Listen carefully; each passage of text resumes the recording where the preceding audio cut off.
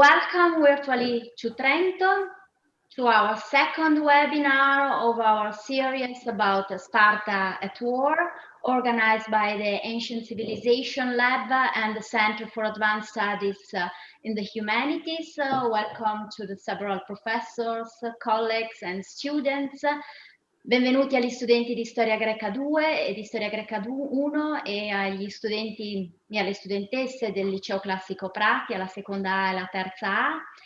After the success of our first webinar held by Chrysanthi Gallu, today's guest is Professor Stephen Hodkinson, and before leaving the floor to Professor Giangiulio, the director of our lab and the coordinator of the Center for Advanced Studies in the Humanities for the introduction.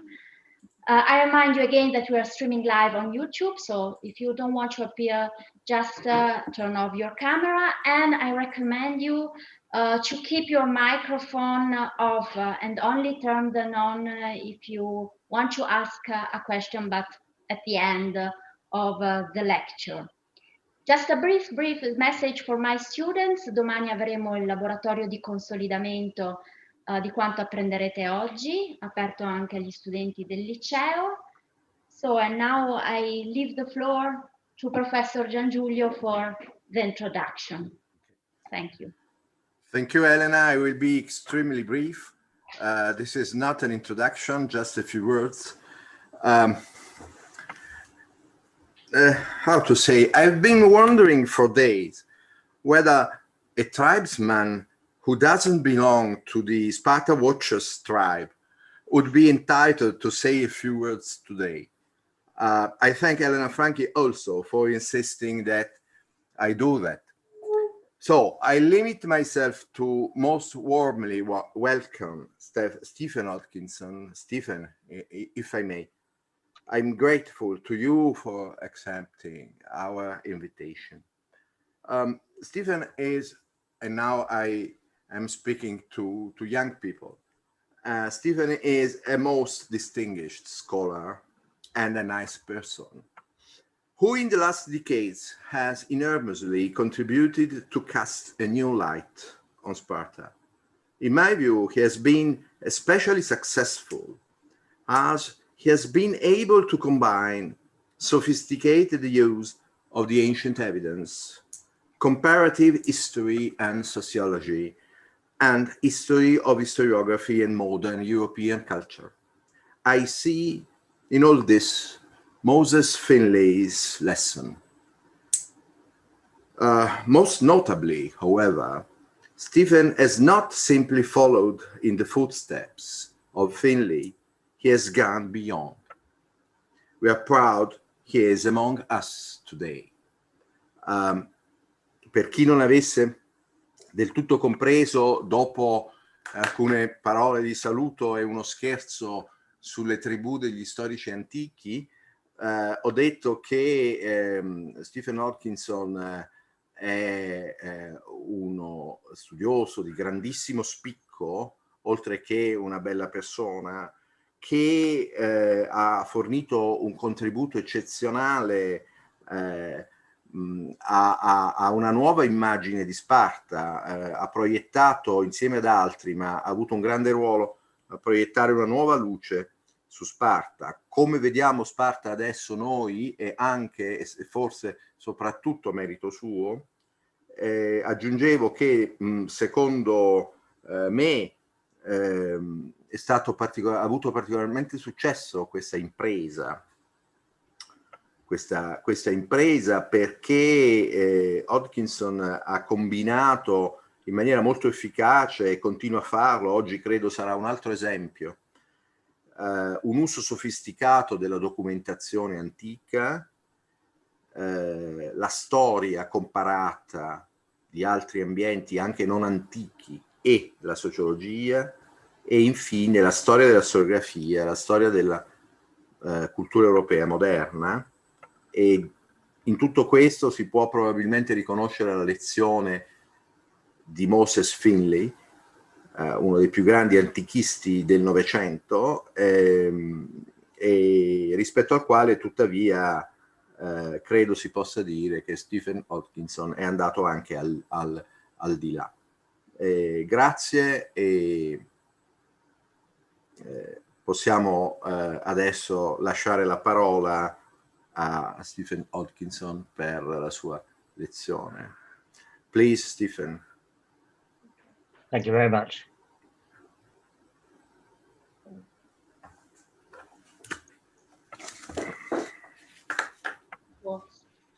It works.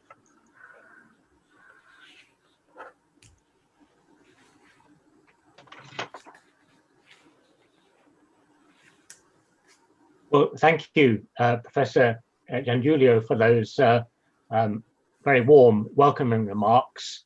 And I was particularly glad that you mentioned my former doctoral supervisor, Sir Moses Finley, to whom I owed a lot in the early part of my career. And I'd also like to thank Eleanor Franke for inviting me to take part in this excellent series of talks on Sparta. As you can see from my title slide, I'm going to talk about professionalism, training, and organization in the classical Spartan army, with a question mark at the end. In a previous publication, which forms a prequel to today's talk, I argued that contrary to orthodox opinion, classical Sparta was not a military society. Today, I want to develop that earlier discussion by asking two questions. First, were Sparta's full citizens, known as the Spartiates, professional or specialized full-time soldiers? Secondly, which was more important in Sparta's military success, training or organization? Due to limits of time, I will focus on the 5th and 4th centuries BC and on Sparta's hoplite forces rather than its cavalry or light armed troops. So let's start with part 1. In the view of many historians, Sparta's citizens, the Spartiates, were unique among classical Greek states in being professional soldiers. The clearest statement is provided by the American historian Victor Davis Hanson. I quote, "Supported by an entire class of rural disenfranchised servants, known as helots, who worked their farms, Spartan hoplites were free to drill and campaign without any obligation to work their farms or to return from battle to harvest their crops. Sparta's closed, militaristic society produced an army of professionals, immune from pressing economic or other peacetime obligations. They were free to fight year-round if need be." Now, there are two problems with Hanson's argument. First, it doesn't engage with key criteria which define modern military professionalism, criteria such as formal training systems, which impart a set body of knowledge, or the fact that modern professional armies are paid, armed, and fed by the state in both war and peace. Secondly, it doesn't define the meaning of professionalism in an ancient Greek context. The sole implicit criterion is the notion that the Spartiates practiced war as a full-time occupation because the helots freed them from agricultural labor. In other words, that they specialized entirely on soldiering. It is more fruitful, therefore, to focus less on the question of professionalism than on whether the Spartiates were specialized full-time soldiers. Now, this is an important issue. Whether a state contains specialist full-time soldiers conditions the scope of its military engagements. In societies based on sedentary agriculture, in which most of their manpower is engaged in farming, warfare is typically limited in its range and duration. In archaic and classical Greece, much fighting involved only brief cross-border raids or short-term campaigns. Even sieges were often of short duration or were scaled down when winter arrived. Warfare was constrained by the labor demands on citizen soldiers, who were mostly working farmers, and by the fact that most states were unable to generate sufficient surplus wealth to maintain other forces for lengthy periods. Combat was therefore largely a seasonal affair. In contrast, when a society can sustain a large number of specialized full-time soldiers, it can engage in lengthy military operations regardless of the season. Sparta is often ascribed a prominent historical role in such a development. For example, the historical anthropologist R. Brian Ferguson has argued that, I quote, seasonality of combat seems more general and pronounced with state armies of cultivators. In Sparta, the freeing of hoplites to be full-time warriors after the enslavement of the Messenians was a critical shift, as was the institution of pay for military service in Macedonia and in Rome. Such moves gave rise to specialized soldier armies. How valid is this perspective? Ferguson is right to distinguish the Spartiates from state armies of cultivators. The fact that all Spartiates were landowners with significant numbers of helots made their position different from most soldiers in other Greek states. However, it is mistaken to assume that the helots freed the Spartiates from all engagement in agriculture.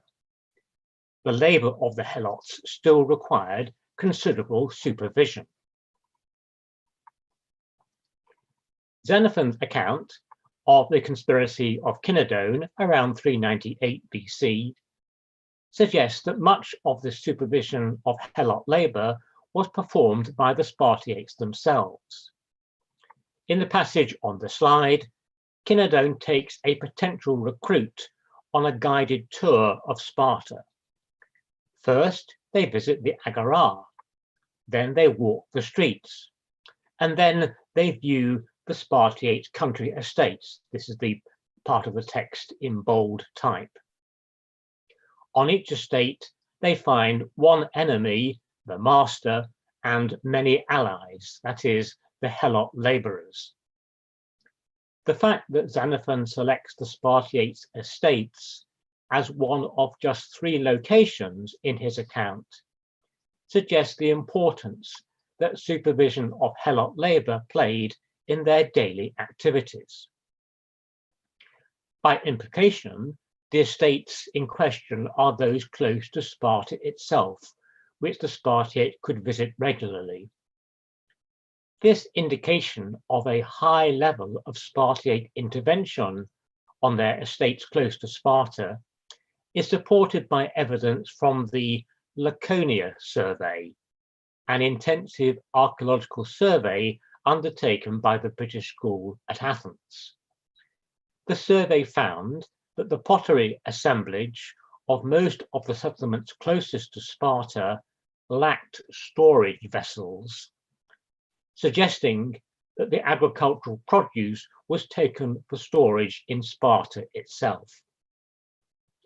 Of course, such high levels of supervision of the helots would not have been feasible on more distant Spartiate estates, but it is clear that helot labor did not exempt the Spartiates from agricultural responsibilities. Ferguson is also wrong to equate the Spartiates with Macedonian soldiers following the introduction of military pay by Philip II. the Spartiates' position differed from such full-time specialized soldiers in two respects. The first respect is that Philip's armies were paid, armed, and fed by the state in both war and peace, and that his soldiers made their living through this employment. In contrast, the Spartiates were not maintained at public expense, and soldiering did not provide their living. Instead, the Spartiates funded themselves from their private estates, and they even had to make payments in kind to the state through the monthly food contributions to their common messes.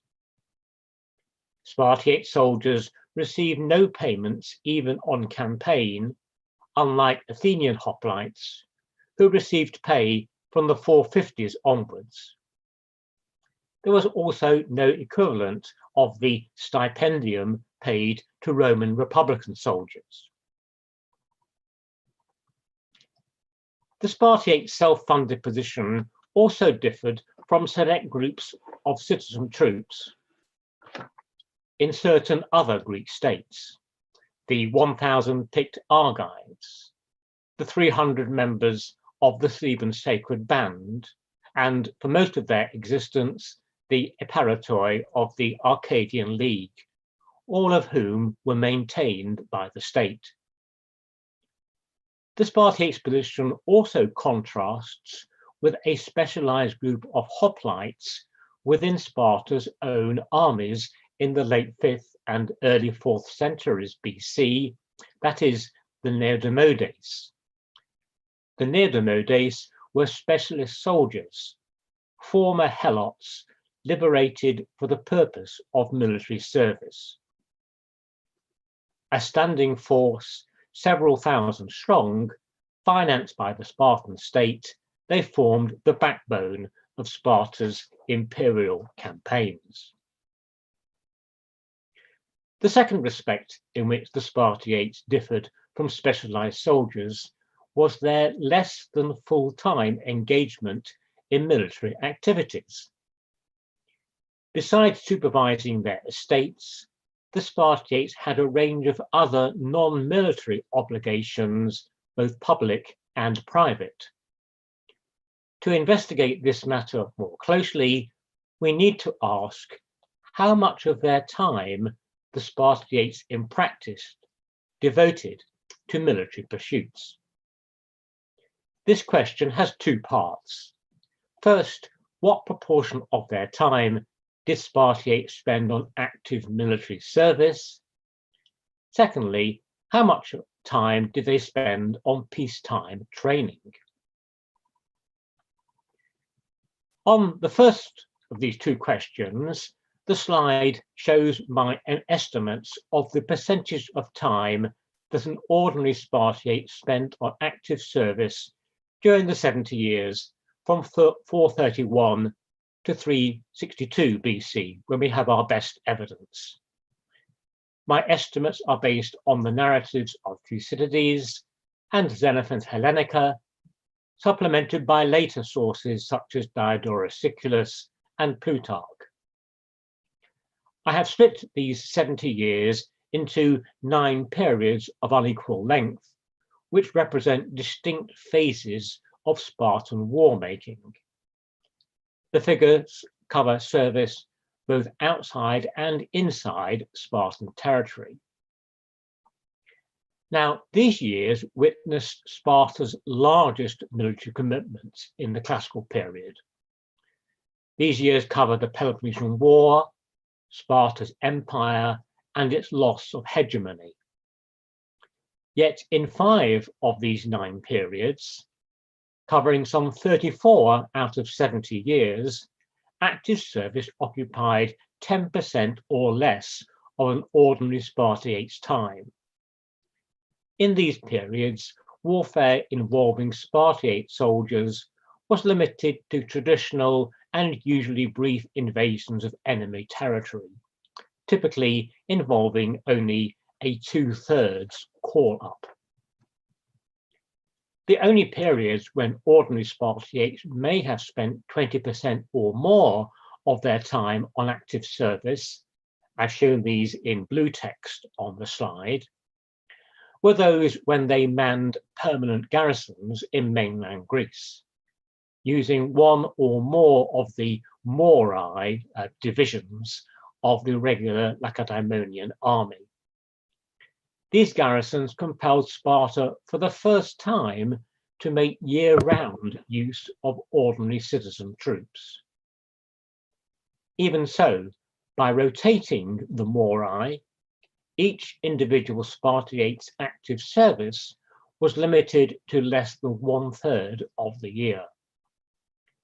How much even this exceeded normal expectations is shown by the fact that Xenophon in his Hellenica cited the burden of these garrisons as his first reason why Sparta had become tired of the Corinthian War by 387 BC. This is clear evidence that the Spartiates were normally only part-time active soldiers. Not only did active service occupy only a minority of a Spartiate's time, sometimes it ranked lower than other obligations. Those who held public offices were normally exempt from military service. Spartiates from the village of Amyclae, one of the 5 Spartiate villages. Spartiates from the village of Amyclae were exempt during the festival of the Hyacinthia, and they even travelled home from campaign to attend the festival. Some Spartiates were permanently exempt. Those who fathered 3 sons were relieved of all military service. Reproduction was clearly more important than soldiering. What about peacetime training? Did it dominate the Spartiates' lives at home? In the next part of my talk, I will discuss the nature of that training and whether it was so skill-based as to require significant time. Here, I will focus on other demands on the Spartiates' time. Hansen claims that the Spartiates were, I quote, immune from pressing economic or other peacetime obligations. But the evidence of Xenophon, that is the evidence about Cynodon's guided tour, which we've already seen, and the passage on this slide, which comes from the episode of Sphodiras in 378 BC, shows citizens spending large amounts of time on socio-economic and political matters. In general, Xenophon portrays the Spartiates as living unregimented lives, pursuing diverse personal activities. In fact, the Spartiates' self-funded position gave them a constant preoccupation with socio-economic concerns. Property and wealth played central roles in Spartan society. For rich citizens, they were an important determinant of their status. For poor citizens, failure to pay their monthly mess contributions led to their exclusion and loss of their citizen rights. All Spartiates, therefore, needed to devote significant time and energy to their household economies and to social interactions that affected a family's status. So, to conclude this part of my talk, the Spartiates' engagement in military service and training was very far from full-time. They were not professional or specialist soldiers. So let's move on to part 2 of my talk, which was more important in Sparta's military success, training, or organization. Despite the part-time nature of the Spartiates' engagement in warfare, Sparta's armies were generally, though not totally, successful in war. Why was that? Scholars who believe that the Spartiates were full-time soldiers ascribe their success to continuous military training given to them as both children and adults.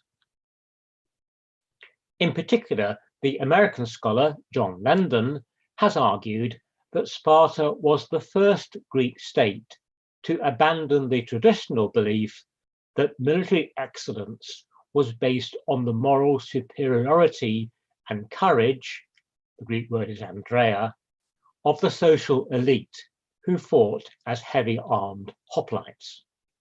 I quote, "The Spartans were the first to think military excellence acquired rather than inborn, the first to view fighting as, at least in part, a techne, that is, a skill that could be learned." In Landon's opinion, this view was why they trained low-status former helots, the neodamodes mentioned earlier, as hoplite fighters.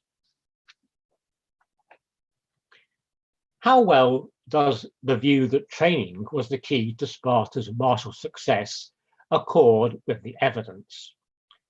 Let's consider our two main contemporary sources, Thucydides and Xenophon. Both writers portray Spartan military practices as superior to those of other Greek states. But what factors do they mention?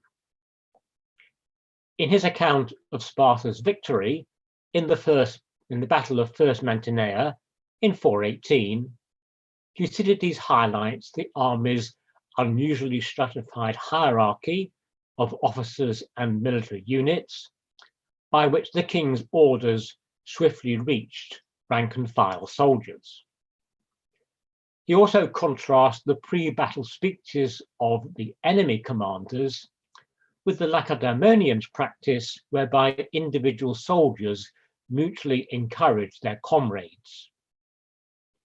He contrasts their enemies' disorganized rush into battle with the Lacedaemonians' controlled advance to the rhythm of auloi.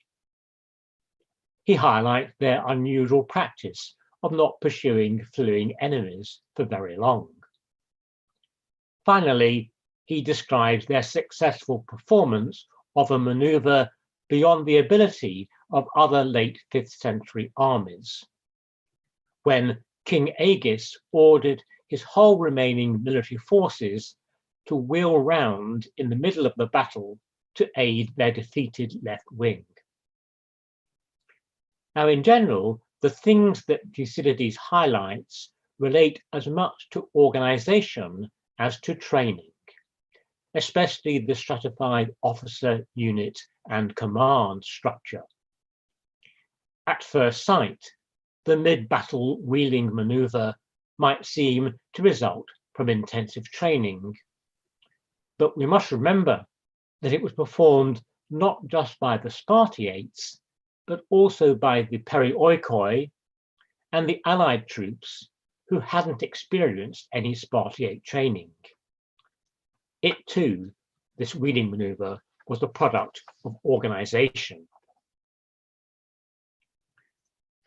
The 3 chapters on the Lacedaemonian army in Xenophon's Polity of the Lacedaemonians, chapters 11 to 13, place an even greater emphasis on organization rather than training.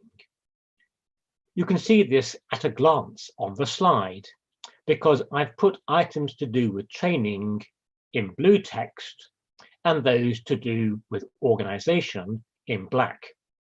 The text, you can see, is almost entirely black. In chapter 11, on preparation for war, organization is paramount. Only the drill maneuvers involve training by the troops themselves. Chapter 12, on life in camp on campaign, also prioritizes organizational matters, including a fixed set daily routine, before outlining orderly behavior by the actual troops. Chapter 13, on the king's role as general, is entirely about organization. So overall, Xenophon's explanation of the superiority of Sparta's army focuses on the methodical implementation of pre-planned, organized procedures. To illustrate this point, I will focus on two important passages in Xenophon's account. The first is a striking claim in chapter 13. After describing the scene when the king made the pre-dawn sacrifices and gave the day's orders, Xenophon continues, I quote, "So, could you watch the scene, you would think that all others were improvisers, autos gediastas, in soldiering, and the Lacedaemonians the only experts in warfare, technitas ton polemikon." At first sight, this passage may appear to support the idea that the Spartans viewed warfare as a techne, a skill that could be acquired through training. However, the passage relates not to the skills of rank and file soldiers, but to the actions of the king in front of his high-level officers and officials. The second passage concerns the one aspect in chapter 11 in which training of rank and file soldiers certainly was involved: Xenophon's description of the Lacedaemonians' infantry drill. He argues that their capacity to undertake complex marching maneuvers was superior to other armies. I quote, "The Lacedaemonians easily carry out even those maneuvers which drill masters think very difficult." However, in the passage on the slide, he plays down the amount of skill required. I'll read out just the lines in bold text. Most people think that the Laconian infantry formation, taxis, is very complicated, but their belief is the opposite of the truth. It is so easy to learn this formation that no one who knows how to distinguish one man from another man can possibly go wrong. Nothing whatever in these maneuvers is difficult to learn. Now, one practical reason for this was that 50% or more of the Laconian troops were not Spartiates, but perioikoi. And most of these perioikoi were working farmers living in some 30 or more different communities scattered around Sparta's large territory. Their opportunities to congregate for peacetime training was limited. The same limitations also applied to most of the allied troops who also fought in Sparta's campaigns. And Sparta rarely fought any battles on its own without its allies. Hence, the army's formation and maneuvers required just a basic set of skills that could be mastered with minimal training by the perioikoi and by the allies. However, the Spartiates' minimal training cannot be ascribed solely to their need to accommodate the perioikoi and allies. It was also grounded in the ethos of Spartiate life, much of which, as we've seen in part 1, revolved around economic and socio-political activities rather than military training. In fact, the idea that adult Spartiates spent large amounts of time on specialized combat training is a modern myth. There is simply no evidence for such things as weapons handling practice or mock armed battles. In fact, apart from the formation drill just mentioned, Xenophon's only explicit reference to peacetime training for war is the expectation shown on the slide that adult citizens should keep fit through hunting. And the only further training implicitly mentioned is exercising in the gymnasium. Now, in this, Sparta was far from untypical. According to Aristotle in his Politics, Greek oligarchies commonly compelled their wealthy citizens to engage in gymnastics. So much of the Spartiates' training for war followed the normal physical leisure pursuits of other Greek elites. Moreover, there is no evidence that specialized military training had already been provided during a Spartiate's upbringing. There's no mention of any such thing in Xenophon's account of the boy's upbringing. And Aristotle's explanation of Sparta's military decline describes the training of its youth purely in physical terms. And again, we know that the Laconians now fall behind others both in gymnastic and in military contests, for they used to excel not because they exercised their young men, but only because they trained and their adversaries did not. There is also no evidence that Sparta's full-time hoplite troops, the Neodemodes, received any more specialized training than did the Spartiates.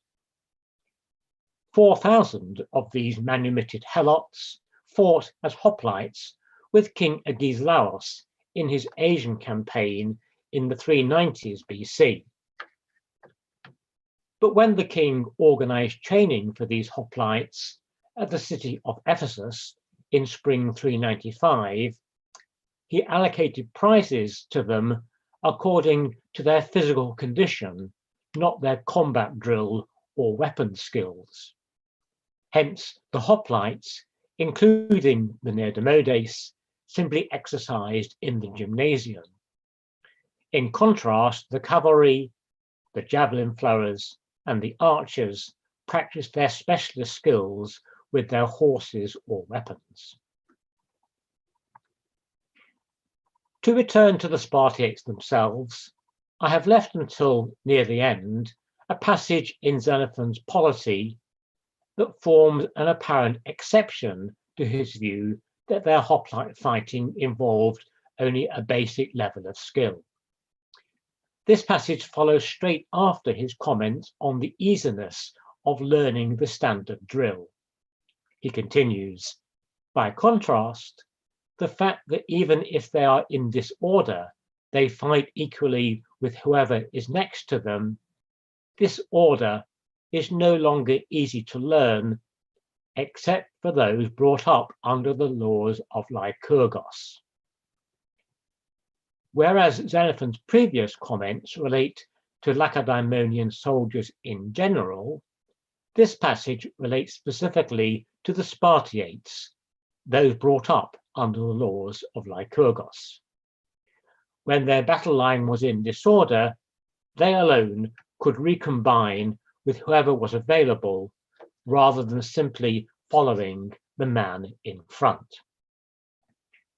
But does this passage really show a higher level of military training and skill?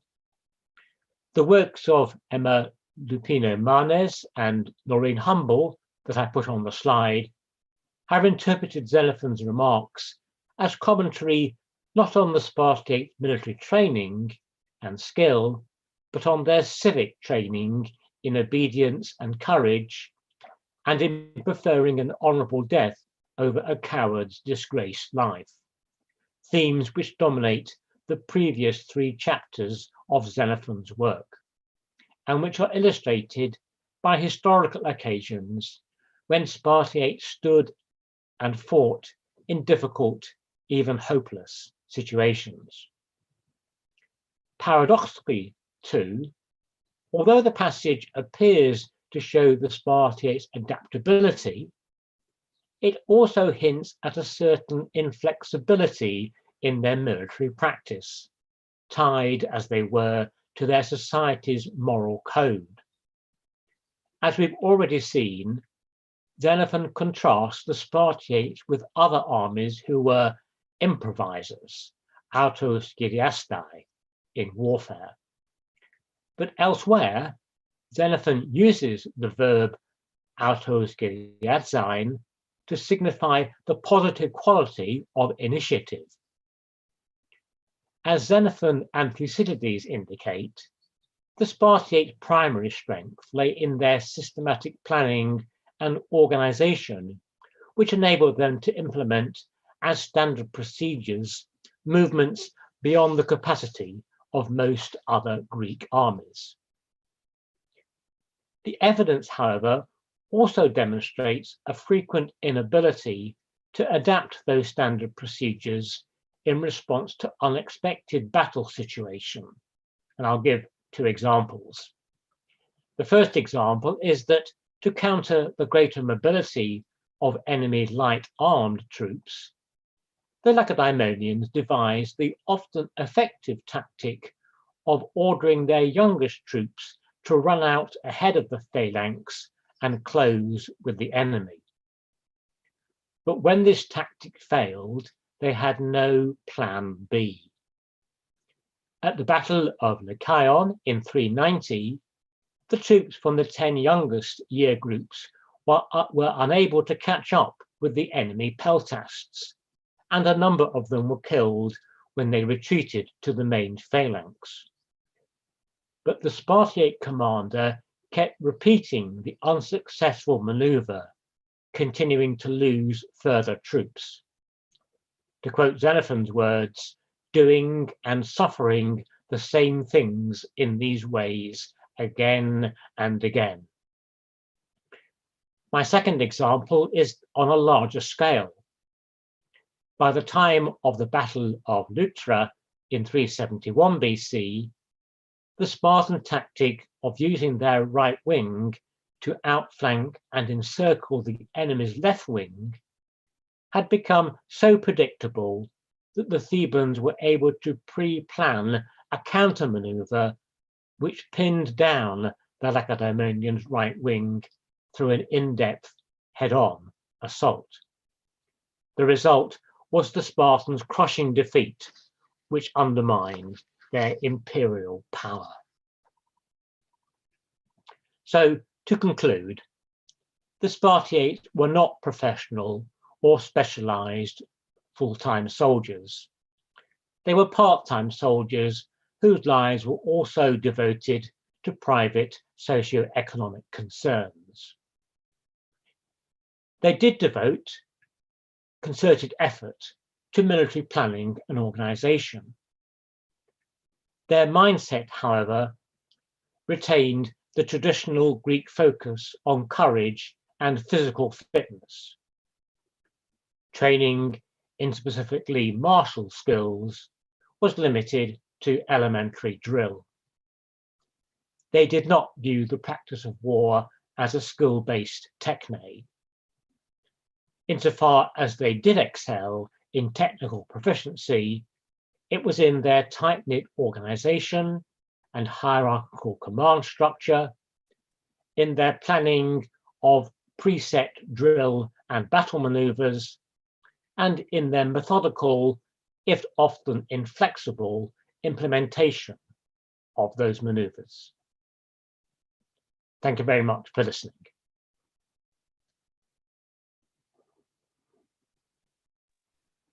Thank you.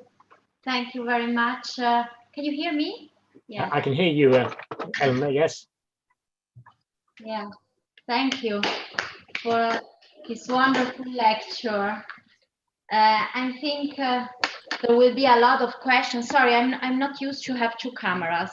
I think there will be a lot of questions, and I suggest that those who are in the room now can ask their questions live, and those who are connected via Zoom can, maybe the best thing is if they write a question in the chat, because we have more than 80 people connected, so it will be easier to moderate if you write your question in the chat.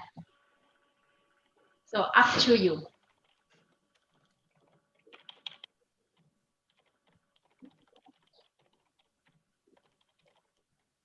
It's courage.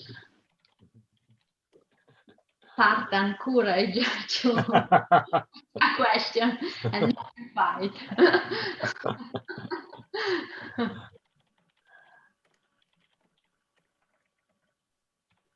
So then I ask a question, if I may. Of course. This talk was also, this lecture was also much focused about the Spartan marriage. Do you think that the Spartans contributed to construct the Spartan marriage? And if so, do we have access to the Spartan image of the Spartans? That's a very good question, but a very difficult one to answer. The one aspect that I didn't try to cover in my talk was generalized comments by external writers about Sparta's devotion to war. There are clearly some sources. Pericles' funeral oration is the most famous example, which describe the Spartans as heavily devoted to their lives being heavily devoted to military training. Had I been discussing those, I would have argued that those are partisan comments in the context of imperial rivalry. But it has been suggested by some scholars that the Spartiates would have been quite happy to go along with that kind of argument on the grounds that it made them appear much more formidable than otherwise might have been the case. That by emphasizing, as Pericles does in this speech, the toughness of the Spartan upbringing, that this would have been regarded as very positive by the Spartans, in that it more or less told their enemies, unless you can live a life as tough as we do, you have no chance of beating us in battle. And indeed, in the speech, which in many ways is the partner to Pericles' oration, the speech that King Archidamos makes in Sparta during the debate as to whether the Athenians have broken the treaty in 431 BC, Archidamos, he too talks about Sparta's devotion to war. He portrays it in much more civic terms, but he doesn't deny it. Now, whether that, however, is a genuine Spartan comment, as opposed to Thucydides constructing two opposite sides of an argument, is a matter that's still much debated. I myself think there's a large element of Thucydides in there, and that whether or not Archidamos would actually have portrayed things in that way, in such a sophistic way, as in the speech, is very open to doubt. Thank you.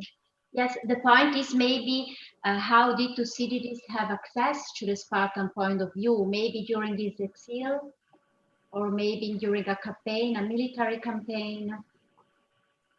So, but we have also questions by students.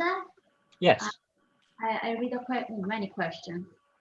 There is a question, the first one, asking a question, Francesca Stella. Did art have a function in Sparta, and if so, which one? Oh, this is a more general question. I didn't quite hear the first part of the question. And I missed the key word. Art. I mean, yeah. Yes, this again is a good question, but a difficult one to answer. We have plenty of evidence of high quality art, often called Laconian art, in the Archaic period, in the 8th, 7th and 6th centuries. Some very high quality carved ivory, bronze and other metal objects. And but the problem is, for the classical period, that much of this high quality art dies away slowly, not suddenly, but slowly in the late 6th and early 5th centuries. There is still some surviving, continuing art in the late 5th and early 4th centuries. There's a number of red figure pottery that's been found, but largely for local use. The way that art touches on the topic today is very interesting, in that this decline of Laconian art has often been used as an argument that the Spartans were becoming more military in their focus, that they were putting aside these other concerns in order to focus just on their military needs. Now, I don't believe that argument works. And part of the reason is that if we look at the decline of Laconian art, the art that dies away first is the products that would have been designed for export abroad, and the ones that continue longer are those for internal consumption, which doesn't quite match the idea that this is a change in Spartan internal society which is causing this decline. I hope I've answered the question as best I can. We also have a question by Giorgia Proietti. Maybe, Giorgia, you will ask your question live or read your question. It's a very long question, I see. Okay. Okay, Giorgia. Thank you, Elena. Thank you. First of all, thank you for the superb lecture. I've got a question which I think might be useful to our students who have recently studied both Sparta and Athens between late archaic and classical times. The reassessment of the long-believed professionalism of Spartan soldiers has the effect of contributing to deconstruct the aspect of militarism as intrinsic to the Spartan society, and consequently has also the effect of normalizing the Spartan citizen soldiers in comparison to, for instance, the Athenian ones. I can guess our students might now be thinking, oh, the Athenian and the Spartan citizen soldiers are much more similar to each other than we are used to thinking. Can you please briefly comment on this? Thank you. Well, that's a very, very good question, Giorgia. And you're right that the views I've put forward today are part of a larger project to argue that Sparta was not as singular, was not as unique as has normally been portrayed. However, there are some key differences, which I did try to mention in my lecture, and that is the greater level of organization of the Spartan army.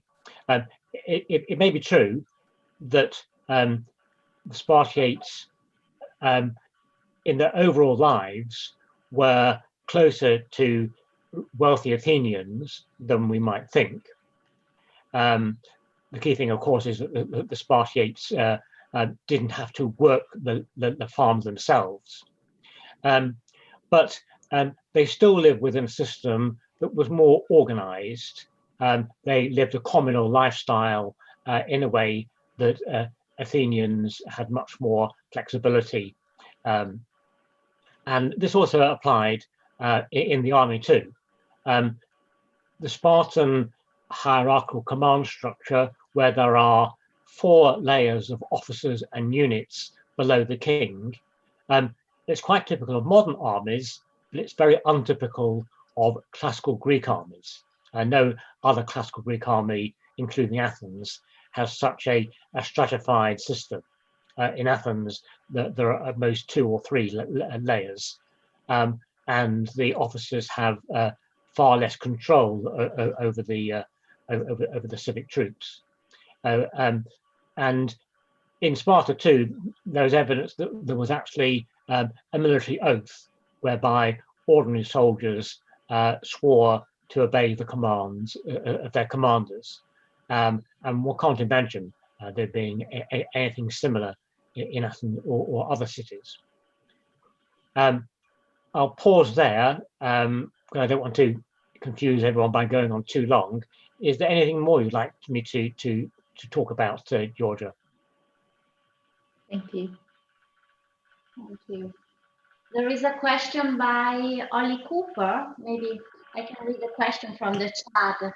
Did the role or increased use of helots like Neodamodames or Brazilians towards the end of the period in the Spartan army have any correlation with oliganthropia, or do you think there were other factors? I think the answer is both yes and no. Yes, in the sense that Sparta's oliganthropia refers to the decline in the number of Spartiate citizens. There's evidence that the numbers were declining significantly. Herodotus mentions that there were 8,000 at the time of the Persian Wars, and we know that by the Battle of Leuctra there were not many more than 1,000. So Sparta needed to have to draw upon other manpower resources within its territory. There's some suggestions that they started to recruit more heavily among the perioikoi. In the Persian Wars at the Battle of Lettere, there were an equal number of Spartiates in perioikoi, about 5,000 of each. But it seems that by the late 5th century, the number of perioikoi, the percentage is up to about 70%. And likewise, the Spartans needed to draw upon other manpower, and the liberation of helots to become neodamodes is clearly part of that. So partly I think it's to do with the oliganthropia, but also it's to do with the changing nature of warfare in the Peloponnesian War. That during the war, for the first time, Sparta has to fight on several fronts at the same time, and it also starts to become involved in overseas, continuous warfare overseas, not just brief campaigns across the other side of the Aegean. And even without oliganthropia, I don't think it would have been compatible with the Spartan way of life for large numbers of citizen troops to be sent over to Asia to take part in campaigns lasting several years. And this is where the neodamodes, the perioikoi, and allies are deployed very heavily. So, as I said, apart from a small number of commanders, no Spartiates take part in Sparta's campaigns on the other side of the Aegean Sea. Thank you. Thank you. There is a question by a student, Irene. Vuole fare la sua domanda direttamente lei o la leggo dalla chat? La leggo. Irene asks, do you believe that despite the scholars' effort to eradicate some stereotypes about Sparta, the stereotyped vision of Sparta can continue to be alive for a long time in our culture? That's a very, very good question, because you may be, I'm sure you may be aware that Sparta is currently being misappropriated by a wide range of far-right groups around the world. Within Europe, the identitarian, anti-Muslim, anti-immigration movement uses the Spartan lambda symbol, the inverted V, as one of its emblems. And in the United States in particular, far-right groups have made strong use of Sparta, particularly following the film 300, to portray themselves as masculine defenders of white supremacy. And videos of 300 were used by supporters of Donald Trump in his 2016 presidential campaign, and they're also used by the gun lobby too. So there is currently a very strong academic reason for trying to challenge this, in my view, false image of Sparta as being just a militaristic society. But I should stress that I actually came to my views before I became aware of these political appropriations. I published my article, Was Classical Sparta a Military Society, in 2006, before 300, before the 300 film, and before these far-right appropriations really developed over the last 10 years. But having already come academically to the view that Sparta is not as militaristic as normally thought, that gives me a motivation to put this message out more widely in order to try to counter the misuse of Sparta by these various far-right groups. There is a question by Maddalena Scarperi, our former student. Maddalena, non so se vuoi porre la tua domanda direttamente tu.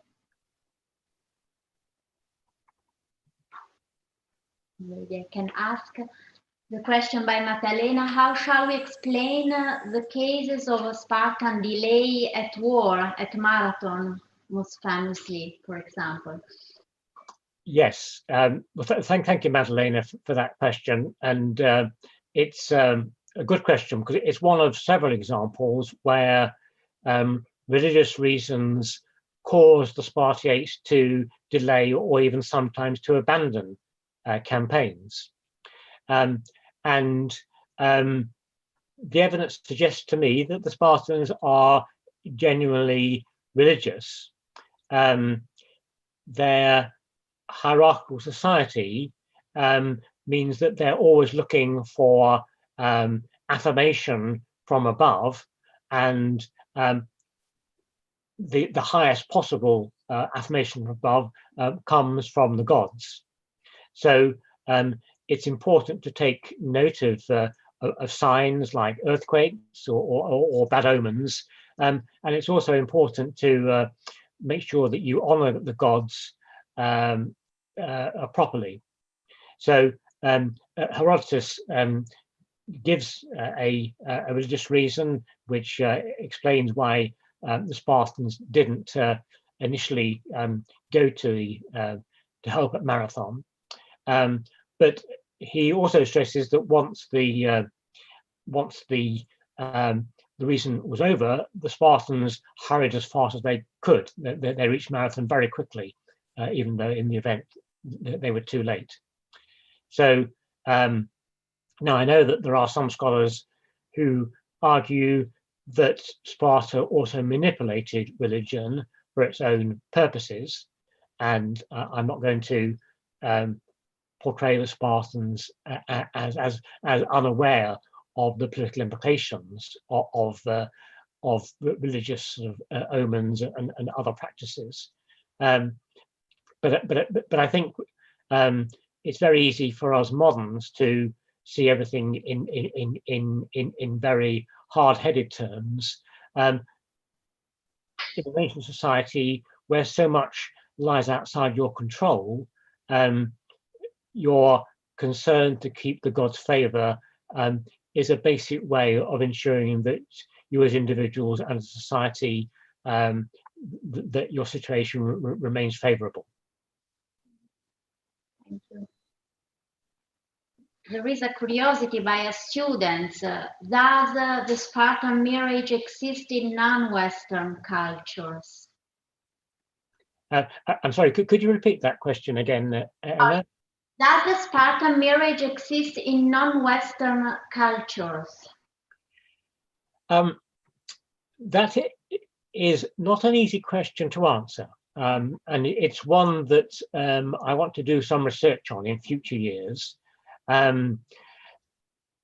Clearly, the West takes a particular interest in Sparta because of the general belief that ancient Greece lies at the foundation of Western culture. And I should say that this also applies in countries like Australia and New Zealand, which count themselves often as part of the West. So there are far-right appropriations of Sparta among the so-called Reclaim Australia nationalist movement.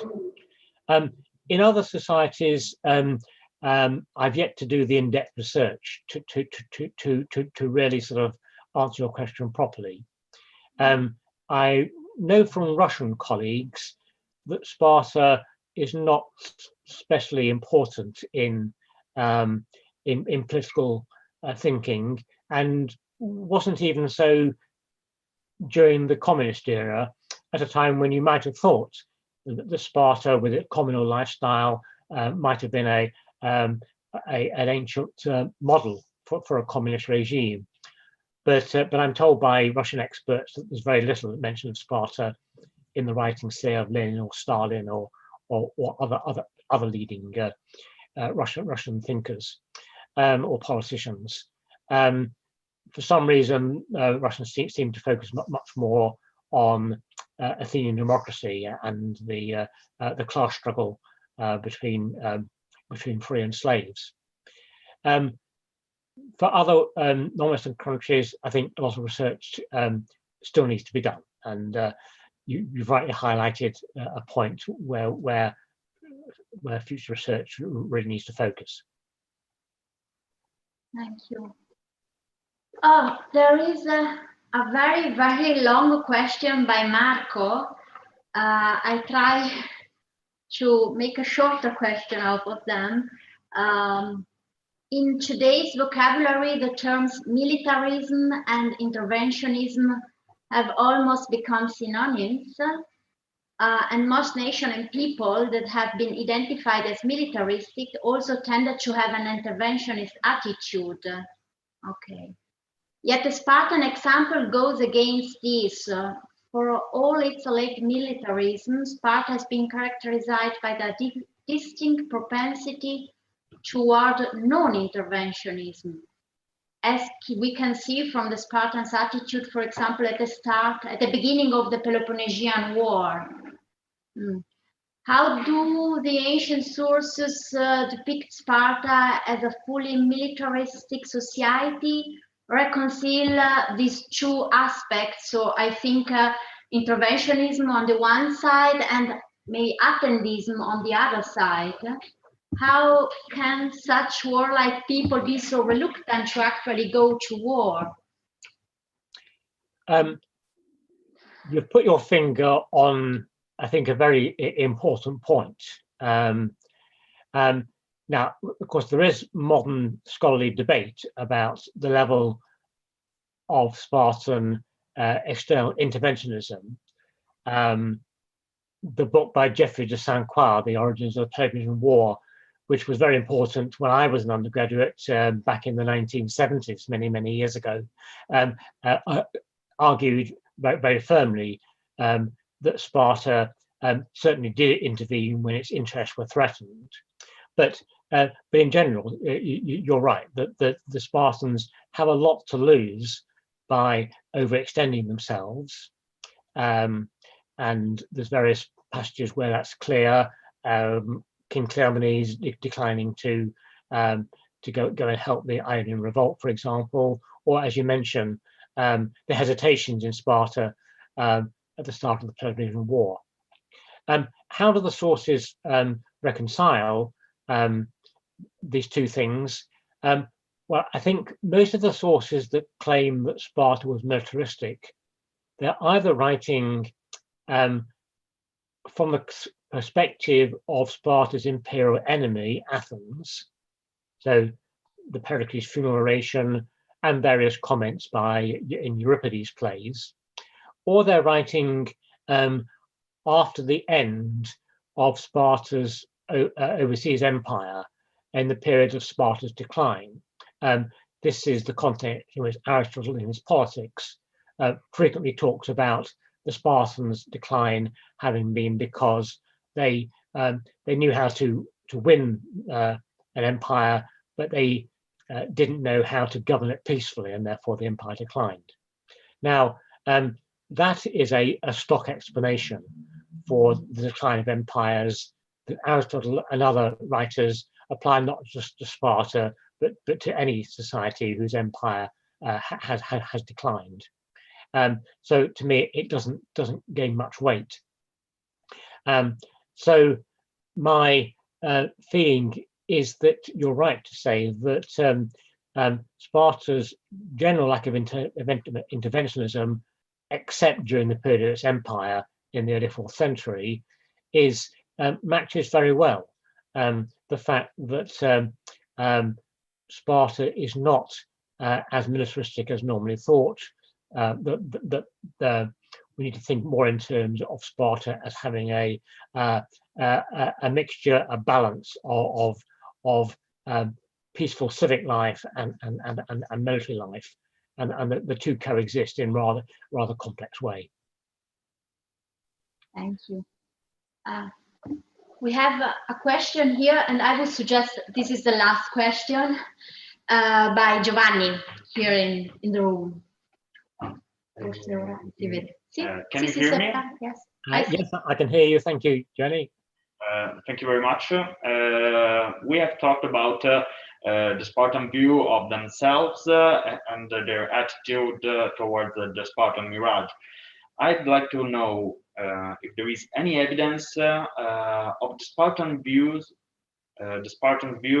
about the other ancient Greek army and about their attitude towards war. Right, well, that's an important question, but again, a very difficult question to answer. I should perhaps have explained in one of my earlier answers that almost all our classical sources are external. We have no native Spartan literary sources that would give us a direct line into how the Spartans thought about other cities. There is a late passage in Plutarch's Life of Agesilaus where he's on campaign with Sparta's allies, and the allies are complaining about the amount of warfare they're having to undertake, and Agesilaus plays a kind of trick on them. He gets them all to stand up, and then he tells those who are craftsmen and those who are doing various other trades and so on to sit down, and at the end of it, the only people who are sort of separate are the Spartiates, and he says, therefore, look how many more soldiers we're providing than you. Now, this is a late source, supposedly representing Agesilaus' contempt for the part-time nature of the other allied troops, but it is historically it lacks credibility, partly because it ignores all the large elements in the Spartan army, the periodicoi in particular, many of whom would have been engaged in various other occupations, and partly because among the list of things mentioned in this story, there's no mention of farmers, who would have formed the bulk of the troops, the allied troops, and the bulk of also of the periodic troops. So this one source, which purports to give us a sense of Spartan contempt for their part-time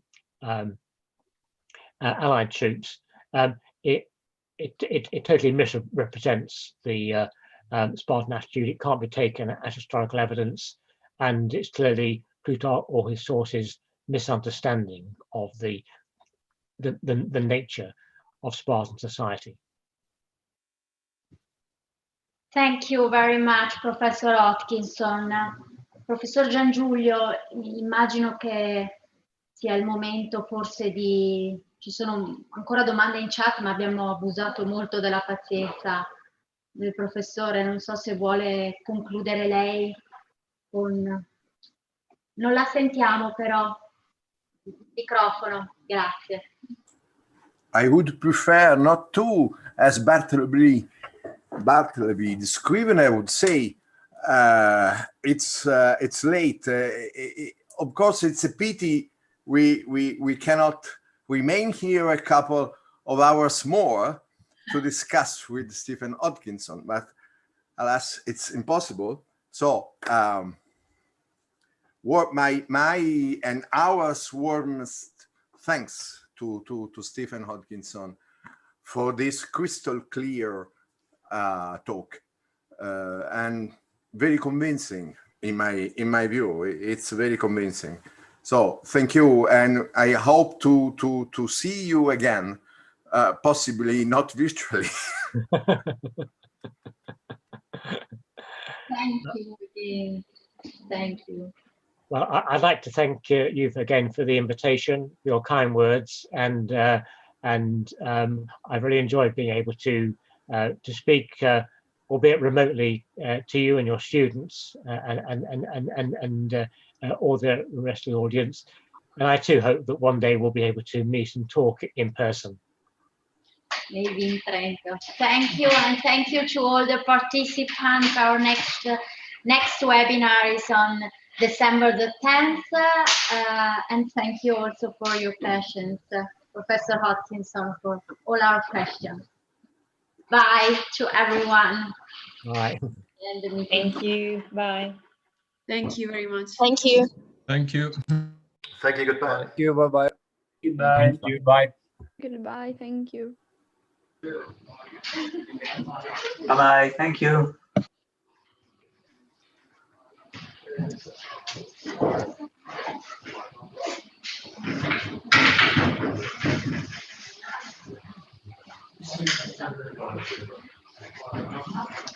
Grazie ragazzi, lo dico per gli studenti di Storia Greca 2, ci vediamo mercoledì prossimo in aula. Io lascio il meeting, grazie a tutti. Professore, grazie. Non riesco a chiudere perché non sono io l'host, vorrei chiudere il meeting ma non posso. So it's embarrassing, sorry. Steve, I cannot close the meeting because I am not the main host of the meeting. I understand. Arrivederci. Arrivederci. No? Okay. But we can simply leave the meeting. We can simply leave the meeting. Can you hear me, Steve? I hear you, yes. Do you want me to leave the meeting now? Yeah, because I'm not able to close the meeting because I'm not the main host of the meeting, but we can simply leave it, I think, and then it will be closed by, arrivederci, it will be closed by Anna, who is the woman helping me from the technical point of view. Of course, yes. Thanks again for giving your lecture here and for accepting my invitation. And thank you for answering the several questions. There were plenty of questions also in the chat, but it wasn't possible to leave space to all of them. But I think we will speak about the main aspects of your lecture tomorrow with our tutors, together with the students again. So thank you again. Super. Okay. Well, thank you once again, Eleanor, and good luck with the rest of the series. And I hope that we'll have the chance to meet at some time. Yes, it would be great. Thank you. Bye.